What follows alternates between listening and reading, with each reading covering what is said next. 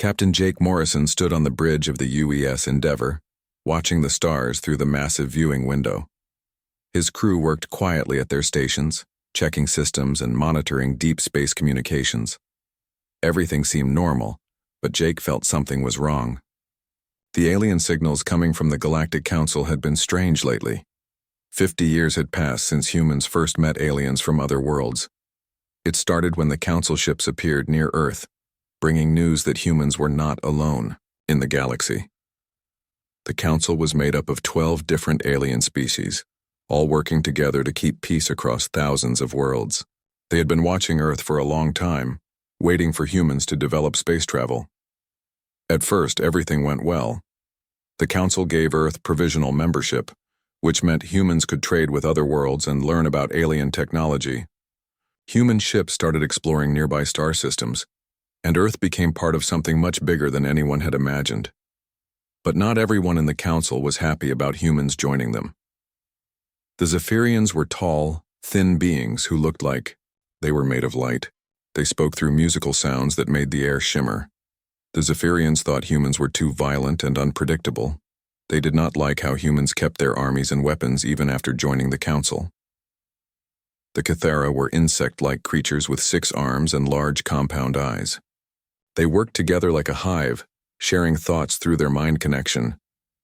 The Kithara found human emotions confusing and messy. They could not understand why humans made decisions based on feelings instead of pure logic. Other species in the Council had their own concerns. Humans developed technology too fast, they said.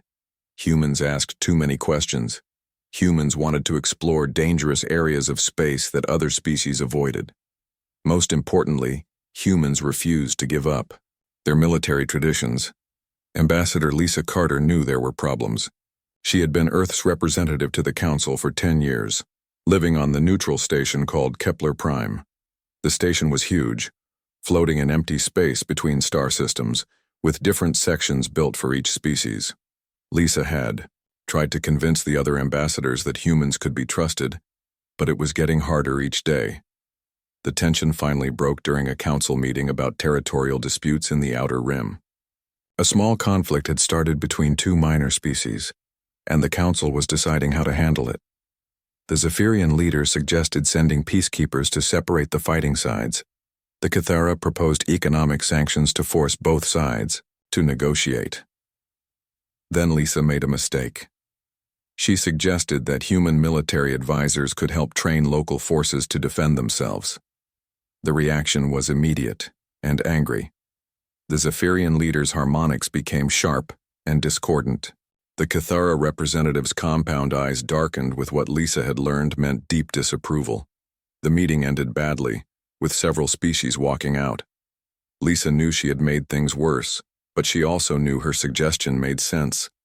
Humans had experience with conflicts, and they knew how to teach others to protect themselves without taking over their worlds.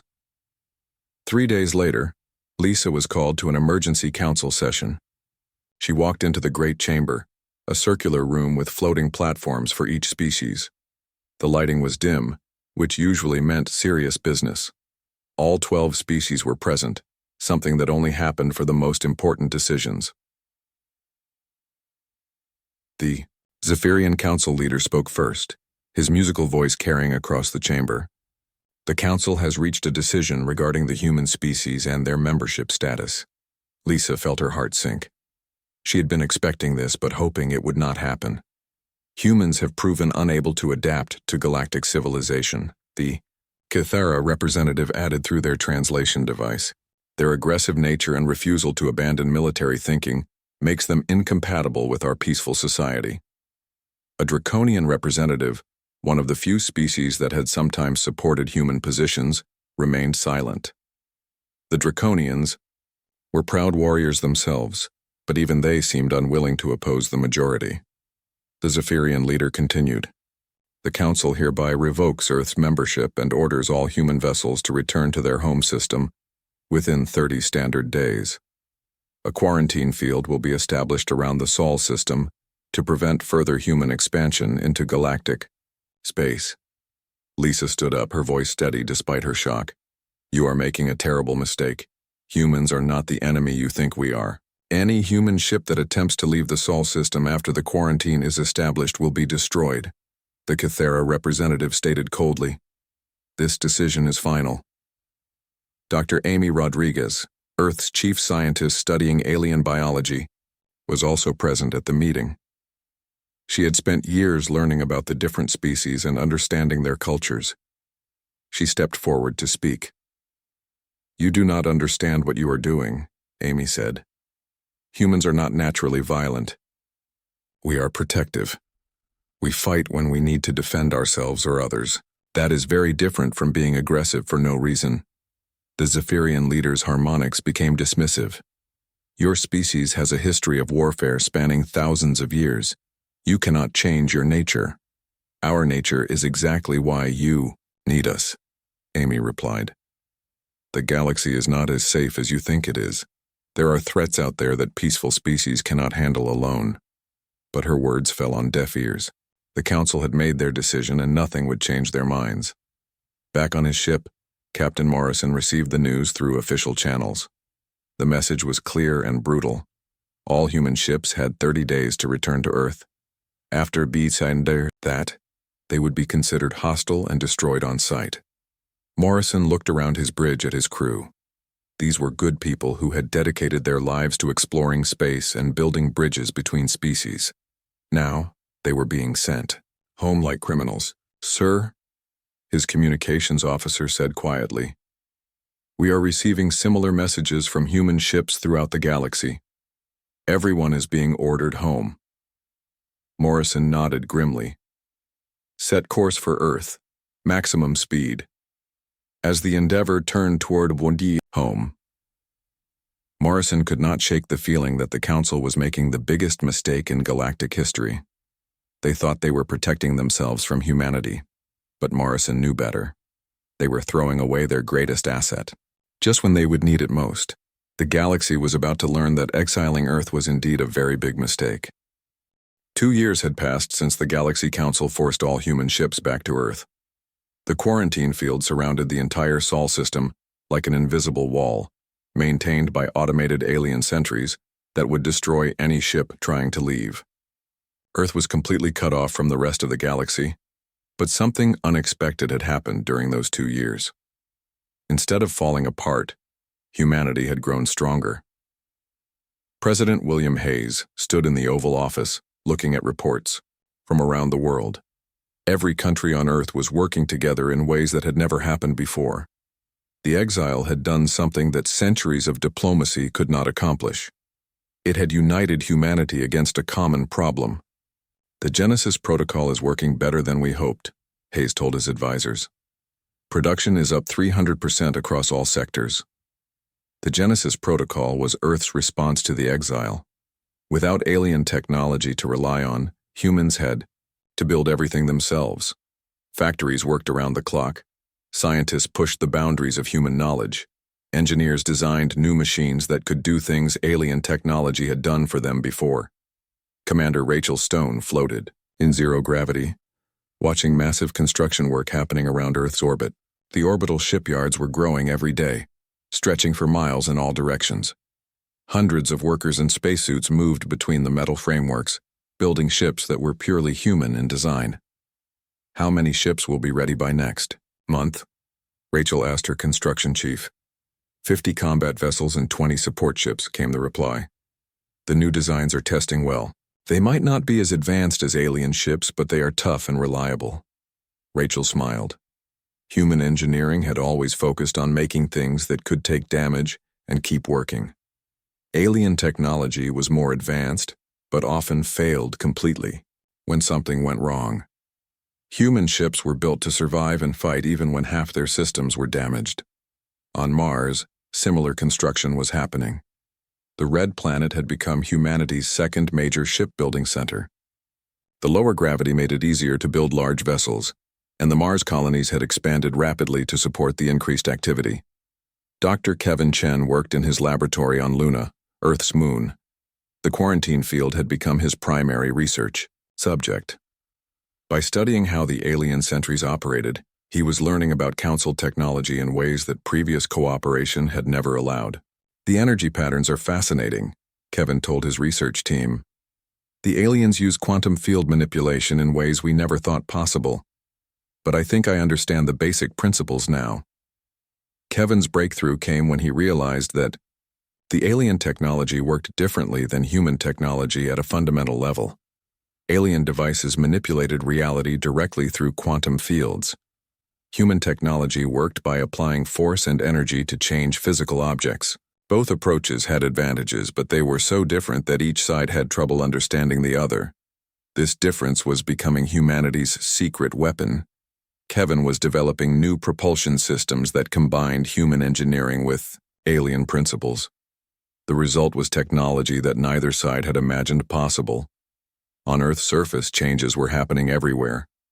Dr. Carlos Martinez had revolutionized farming using techniques that could feed twice as many people with half the land. Vertical farms stretched toward the sky in every major city. Ocean farming platforms produced food from the sea in ways that were completely sustainable.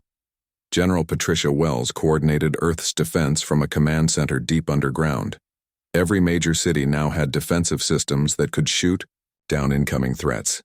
The planet's surface was covered with sensors that could detect anything approaching from space. The Council thinks they have us trapped, Patricia told her staff, but we are using this time to become stronger than we have ever been. Dr. Helen Brooks made the most important discovery of all. Working in her physics laboratory, she found new principles of quantum mechanics that allowed for faster-than-light communication without using the Council's relay networks. This meant Earth could potentially contact other isolated worlds or even communicate with human ships if they ever escaped the quarantine. The human spirit of cooperation that emerged during the exile impressed everyone. Former enemies worked, side by side. Countries that had been rivals for centuries shared resources and knowledge freely. The threat from outside had eliminated petty conflicts between human groups. But the exile was having unexpected effects on the Galaxy Council as, well, without human trade goods, some alien species were experiencing shortages. Human-made products had been popular throughout the galaxy because they were durable and worked in conditions that would break more delicate alien items. The Draconian hegemony was the first to express doubts about the exile decision. The Draconians were proud warriors who respected strength and courage. In private meetings, some Draconian leaders admitted they missed working with humans. The humans had honor, one Draconian commander told his colleagues. They were the only species that understood the necessity of being prepared for battle.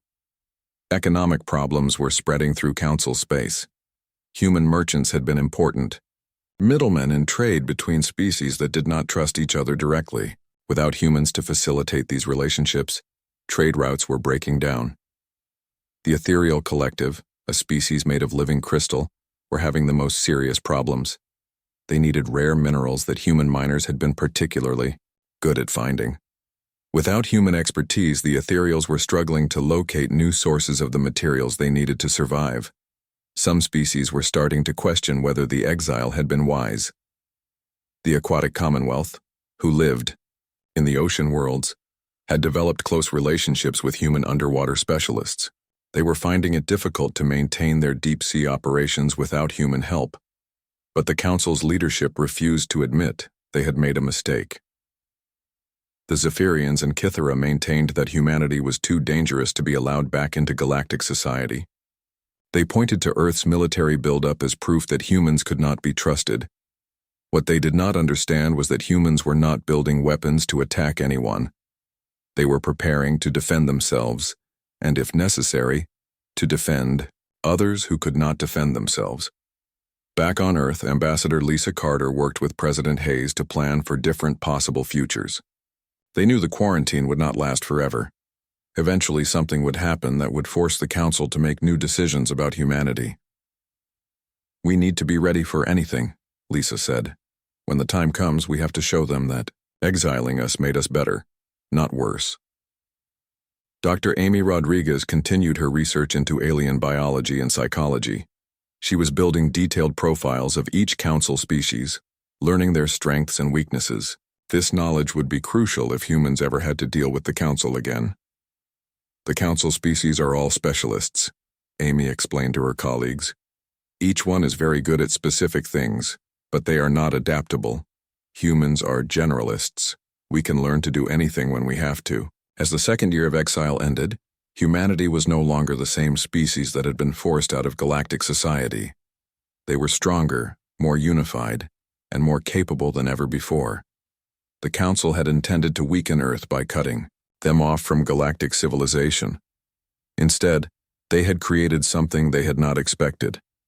They had forged humanity into a weapon that could protect or destroy, depending on how it was used. Soon, the galaxy would discover which way humanity would choose to use their new strength.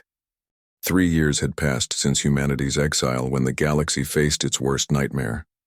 Deep in the galactic core, something ancient and terrible had awakened. The Void Swarm had returned after sleeping for 10,000 years. Council Admiral Zixthara of the Ethereal Collective received the first reports in her crystal command chamber. The messages were fragmentary and terrifying. Entire star systems were going dark. Ships were disappearing without sending distress signals.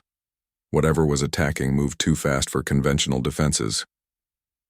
"Show me the tactical display," Zixthara commanded. Her crystalline body glowed brighter as stress affected her energy patterns. The holographic map revealed the scope of the disaster. A wave of destruction was spreading outward from the galactic core, consuming everything in its path. The attackers moved like a living thing, flowing around obstacles and striking where defenses were weakest. The Void Swarm was unlike anything the current Council had ever faced. They were energy beings that fed on technology itself. When they attacked a ship, they did not destroy it with weapons. Instead, they drained all the energy from its systems, leaving it dead in space. Then they absorbed the technology and became stronger. The Cathera Hive worlds were among the first to fall. Despite their perfect coordination and shared consciousness, the insect-like aliens could not adapt fast enough to counter the swarm's attacks. 3 major colonies went silent in the first week, their populations dead or scattered. On the Council, stationed at Kepler Prime, emergency meetings ran day and night. The Zephyrian Council leaders' harmonics had become sharp and desperate. The musical aliens who prided themselves on logic and order found themselves facing an enemy that followed no rules they understood. "Our weapons are useless," reported a draconian military commander. "Every time we fire on them, they adapt to our energy signatures. Within minutes, the same weapons become ineffective." The Draconians were the Council's primary military force, proud warriors who had conquered dozens of worlds before joining the galactic community. But their traditional tactics meant nothing against an enemy that could turn their own weapons against them. Back on Earth, the human monitoring stations detected the alien distress signals breaking through the quarantine field. Dr. Maria Santos worked around the clock at the Deep Space Communications Center, trying to piece together what was happening in the galaxy. "The signal patterns are completely scrambled," Maria told her team. "But I am picking up massive energy discharges from the direction of the galactic core. Something big is happening out there." Lieutenant Colonel Ryan Foster commanded Earth's early warning systems. His job was to watch for any threats that might break through the quarantine field. The signals Maria was detecting worried him greatly. "These are not normal space battles," Ryan said, studying the data. "The energy signatures are wrong. It looks like entire fleets are being destroyed in seconds." The information slowly came, together as human scientists analyzed every piece of data they could gather. The picture that emerged was terrifying. An unknown enemy was sweeping through Council space, destroying everything in its path. The carefully maintained peace of the galaxy was collapsing. President Hayes called an emergency meeting in the White House Situation Room. Military leaders, scientists, and diplomats gathered to discuss what the crisis meant for Earth. "The Council is losing," reported Dr. Amy Rodriguez, who had been monitoring alien communications. "Their conventional forces cannot stop whatever is attacking them." Admiral Janet Miller, who now commanded Earth's rebuilt space fleet, studied the tactical reports. "The enemy adapts to their weapons too quickly. Council military doctrine is based on overwhelming firepower, but that only makes the enemy stronger." Dr. Kevin Chen made a crucial discovery while analyzing the attack patterns. The Void Swarm specifically targets the types of energy signatures used by Council technology, he explained. Their weapons, Their ships, their communication systems, all use similar quantum field manipulations. What about our technology? President Hayes asked. That's the interesting part, Kevin replied. Human technology works on completely different principles. We use brute force and mechanical systems where they use elegant energy manipulation. The swarm might not be able to adapt to our approach as easily. The room fell silent as everyone understood what Kevin was suggesting. Humanity's technology, which the Council had always seen as primitive and crude, might be the key to stopping the Void Swarm. Meanwhile, the crisis was getting worse. The Aquatic Commonwealth lost their capital world when the swarm drained the energy from their underwater cities. The proud ethereal collective saw their crystal ships shatter, as the energy beings they were made of was consumed by the attackers. On the far edge of Council space, Commander Veltar of the Draconian Hegemony watched his fleet prepare for what might be their final battle. The Draconians had chosen to make their stand at the Rigel system, hoping to slow the swarm's advance toward the core worlds. All ships, maintain formation, Veltar commanded. We fight with honor, even if we cannot win. But Veltar was thinking about something else. He remembered the humans and their chaotic but effective military tactics. The Council had exiled them for being too aggressive, but now that same aggression might be exactly what the galaxy needed. Back on Earth, the debate continued. Some leaders argued that humanity should stay hidden behind the quarantine field and let the Council face the consequences of their decision. Others believed that allowing the galaxy to be destroyed would ultimately threaten Earth as well. Dr. Helen Brooks had been studying the quarantine field for months, looking for ways to break through it. I think I can disrupt the sentry systems, she told the assembled leaders. We could get ships out, but it would mean breaking our exile. The Council threw us out, said General Patricia Wells. Why should we risk our lives to save them? Ambassador Lisa Carter stood up to speak. Because that's who we are, she said simply. Humans don't abandon people in need, even people who have wronged us. It's what makes us different from the Council species. The room erupted in argument. Some people agreed with Lisa, saying humanity had a moral duty to help. Others argued that Earth's first responsibility was to protect itself. President Hayes raised his hand for silence. The decision is not just about the Council, he said. If this void swarm destroys galactic civilization, they will eventually find Earth. Our quarantine field won't stop them forever. Dr. Martinez, who had been quiet during the debate, finally spoke. There's something else to consider.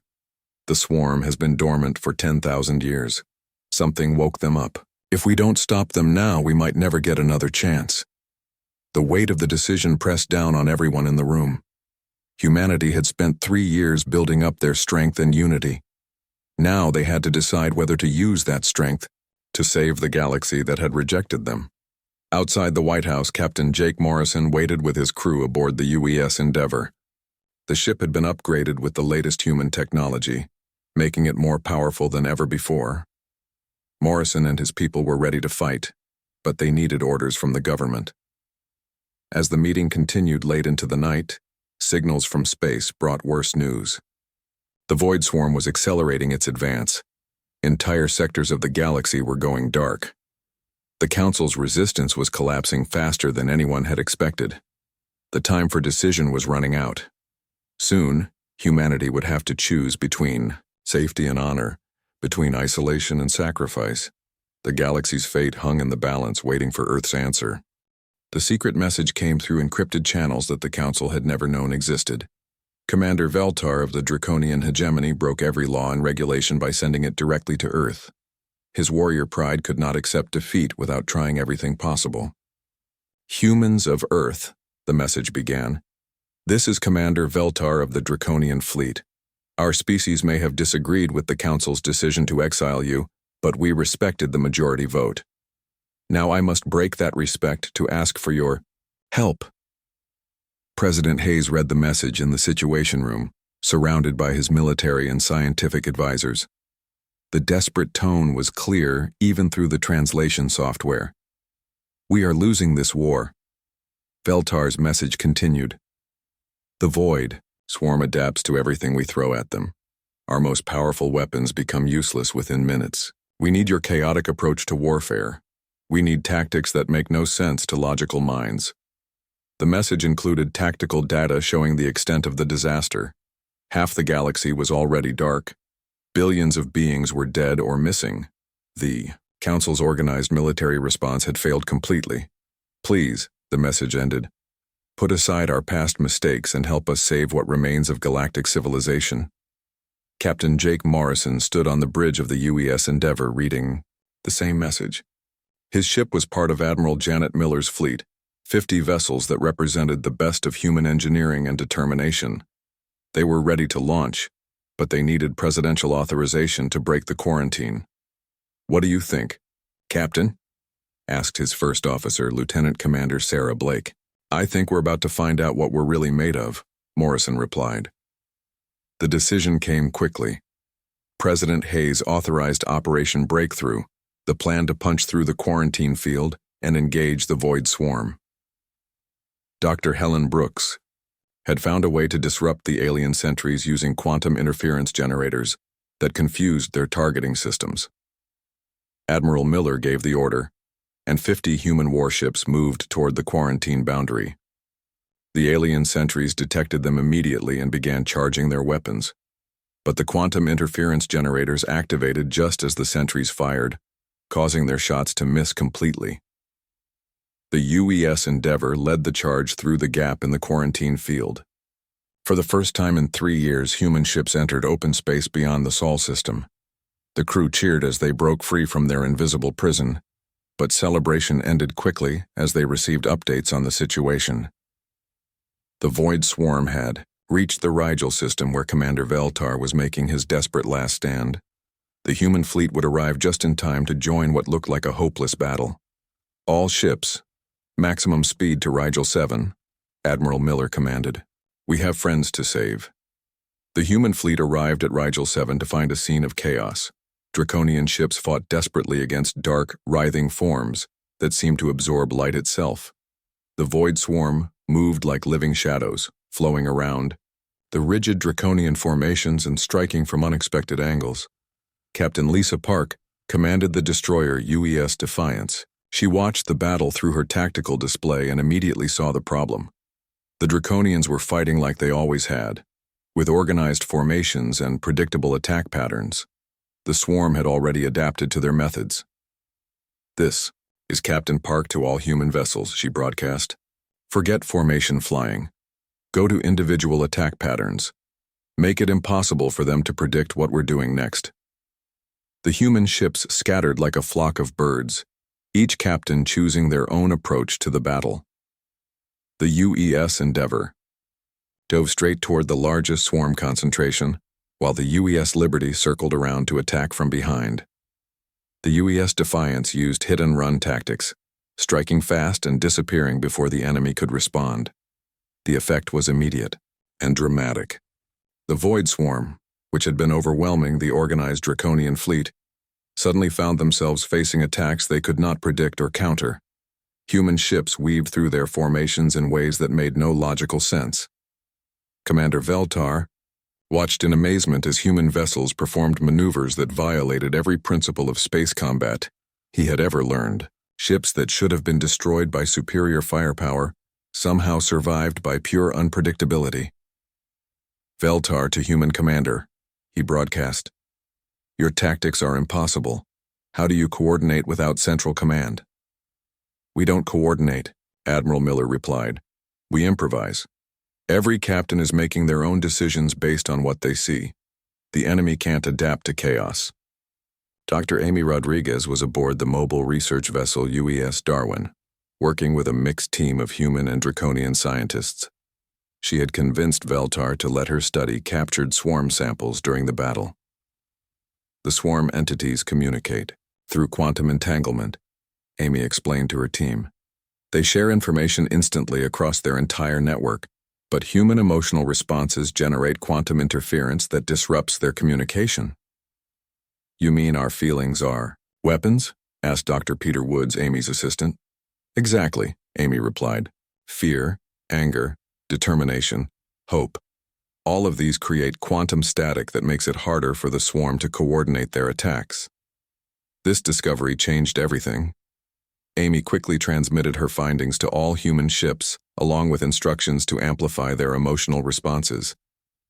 Crews were told to shout battle cries, play loud music, and express their feelings as strongly as possible. The results were remarkable. As human emotions filled the space around Rigel 7, the Void Swarm's coordination began to break down. Individual swarm entities started making mistakes, attacking targets that were already destroyed or failing to respond to threats. Captain Morrison led a boarding party onto a swarm vessel, something no one had attempted before. Using Dr. Brooks's quantum field generators, the human Marines created zones of reality distortion that prevented the swarm from adapting to their presence. "This is insane," Morrison said, as his team fought through corridors that seemed to shift and change around them. "But it's working." The boarding action succeeded in capturing the swarm vessel's core systems. Dr. Chen, monitoring from Earth, analyzed the data and made a breakthrough discovery about how the swarm operated. They were not just energy beings, they were a corrupted form of artificial intelligence that had been consuming technology for millennia. As the battle continued, more Council species began to arrive. The Ethereal Collective sent their remaining crystal ships. The Aquatic Commonwealth deployed their deep space vessels. Even some Zephyrian and Cathera units joined the fight. But it was the combination of human unpredictability and alien technology that turned the tide. Human captains worked with alien crews, sharing tactics and learning from each other. The rigid species barriers that had defined the Council began to break down in the heat of battle. Dr. Martinez, now serving as a military advisor, developed new combat techniques that combined human instinct with alien precision. The result was a fighting force that neither humans nor aliens could have created alone. The Void Swarm began to retreat from Rigel 7, unable to cope with the chaotic mix of tactics they faced. For the first time in months, a Council position held against the enemy advance. Ambassador Lisa Carter, who had insisted on joining the fleet despite the danger, worked to coordinate between the different species. Her years of diplomatic experience proved invaluable in getting proud alien commanders to work with human strategies they did not understand. "The swarm is falling back," reported Captain Park. "But this is just one battle. They still control most of the galaxy." Admiral Miller nodded grimly. "Then we'd better get ready for the next one, and the one after that." As news of the victory at Rigel 7 spread, something unexpected happened throughout Council space. Species that had been hiding or fleeing began to fight back. The success of human tactics inspired others to try new approaches. The galaxy had learned that humanity's greatest strength was not their weapons or their ships. It was their refusal to give up, their ability to find new solutions when old ones failed, and their willingness to fight for others even when those others had rejected them. The war was far from over, but for the first time since the Void Swarm awakened, there was hope. The final battle would take place at the galactic core, where the Void Swarm had first awakened. Admiral Janet Miller stood on the bridge of her flagship, watching the largest fleet in galactic history prepare for the assault. Human ships flew, alongside vessels from every surviving Council species, united in their desperate mission. "Fleet status report," Miller requested. 2,000 ships ready for combat," replied her communications officer. Human vessels are integrated with Council forces throughout the formation. The plan was pure human innovation mixed with alien precision. Instead of the traditional head-on assault that the Council favored, the combined fleet would attack the HFY Swarm's central consciousness from multiple directions simultaneously. The goal was to overwhelm their ability to adapt by hitting them with too many different tactics at once. Captain Jake Morrison commanded the UES Endeavor as part of the Spearhead Force. His mission was the most dangerous one: penetrate the swarm's defenses and locate their central hub. Without destroying the core intelligence, the swarm would simply rebuild itself and continue attacking. "Remember," Morrison told his crew, "we're not just fighting for ourselves anymore.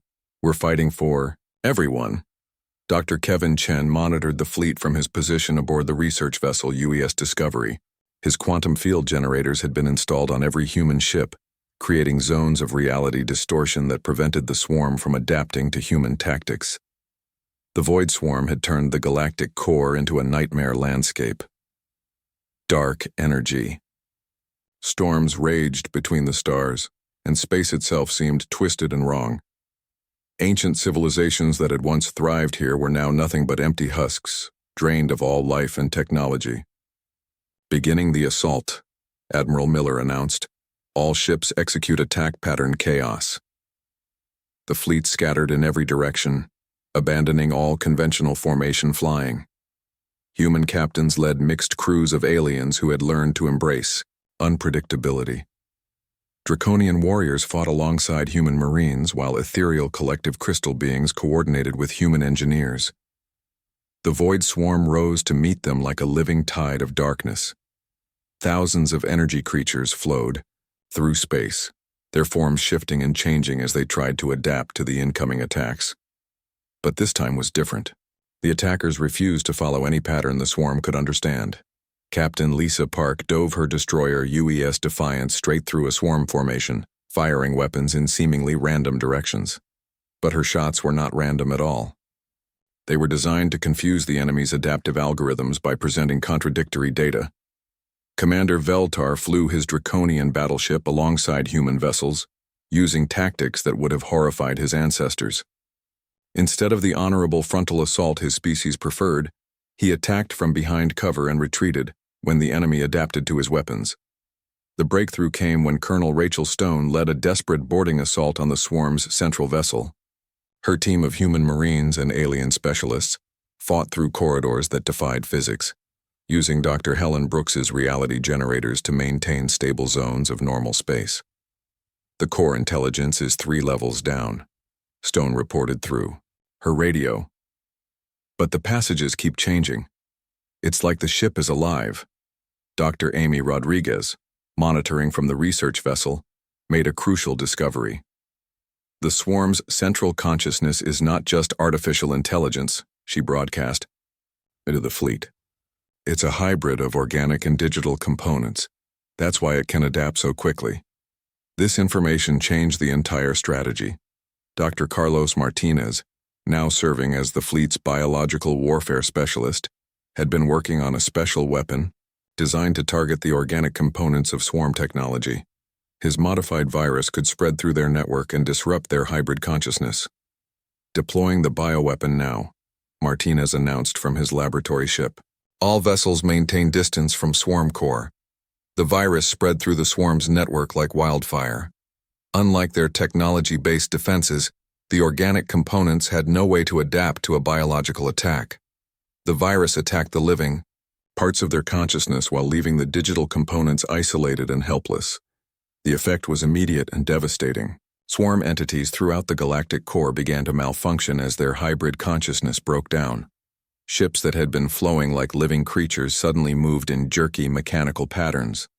Morrison saw his chance and took it.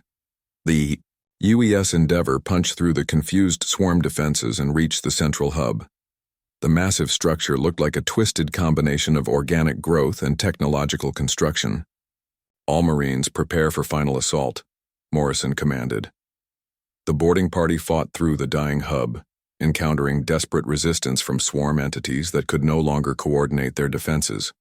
Dr. Brooks' quantum generators created stable passages through the shifting structure.